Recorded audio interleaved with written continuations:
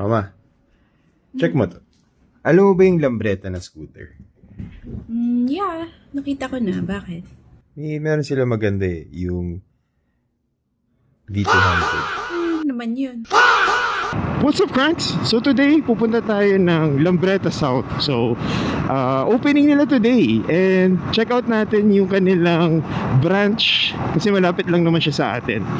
So, nasa parang kanto siya ng Molino Road at saka Bacoor Boulevard eh. Pero check natin mamaya. Hindi pa kasi siya pwedeng i-Waze. Pero I think ang pinaka pwede nyong ipin is yung Bacoor Boulevard. Actually, Cranks, meron siyang coffee shop.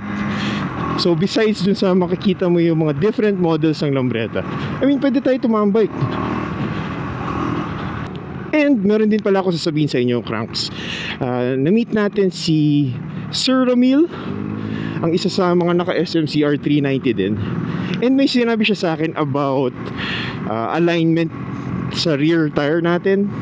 So, nagpa-duck stand ako. Hindi ko kasi siya napansin. And thank you, Sir Ramil, sa pag-warn sa akin or pag-inform na medyo hindi aligned pala. So, papakita ko ng isang video clip, which is ito. BAM! Ayan, naririnig niyo yung parang may konting squeaky sound. So, medyo parang hindi siya ganun ka-smooth. Baka bumisita tayo kay Ramil, makita natin ang fellow na naka-SMCR 390 din, tulad natin. Kasi kukunti pa lang kami. And baka mag-coffee tayo somewhere sa Cainta area. So, kung meron tayong mga subscriber, Cranks, within sa Cainta Rizal area, kung meron kayong mga suggestion, pwede naming tambayan ni Ramil after namin magpagawa. Kasi I think papagawa niya naman yung sa harap niya. So magpapa-align siya ng mga spoke, I think. So yun natin kailangan natin gawin sa rear.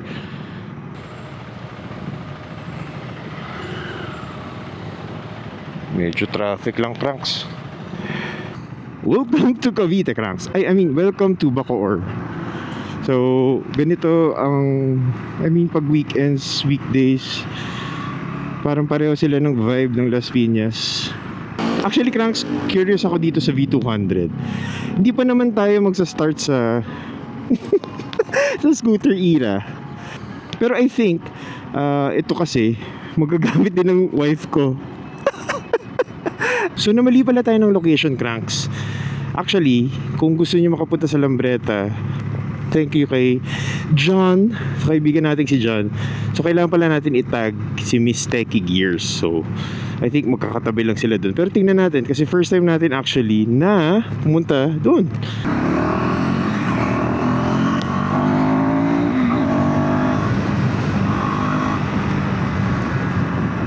Kahit weekend dito, Cranks, medyo traffic pa rin. I think yung 180cc, which is yung V200, pwede na yun sa asawa natin eh. Pero gusto ko lang i-check, kumbaga, yung ride height. Kasi I think 5'6" siya. So kung ano yung kanya, kung flat foot ba. Kasi ang alam kong Lambreta, medyo malaki-laki siya ng konti ata. At medyo mabigat sa Vespa, di ba? So 100, nasa 160 ba? Kilograms ata yung V200.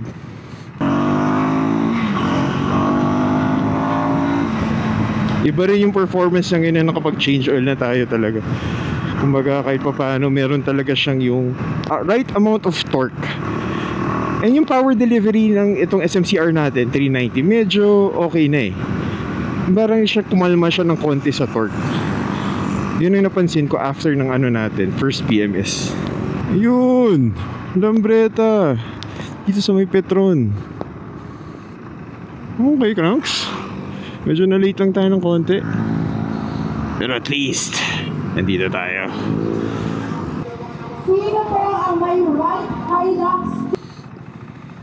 Doon na lang tayo sa dulo.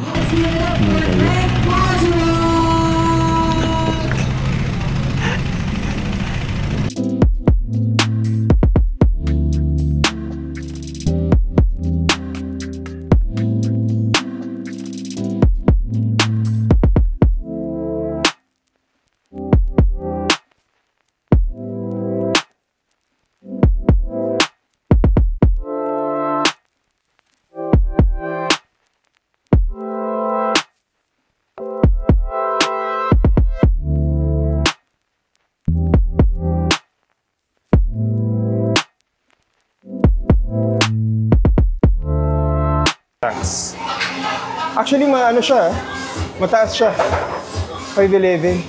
So, parang medyo tiptoe sa iba, if ever. Kasi kung pagbaba ng ito ng stand pala.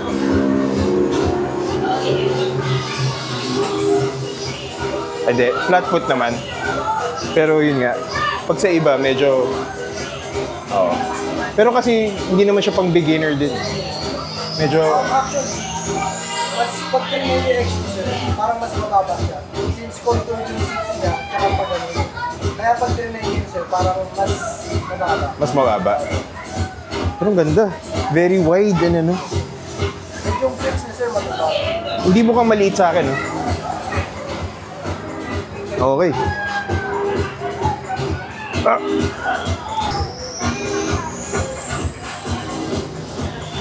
Ito yung sa likod, di ba?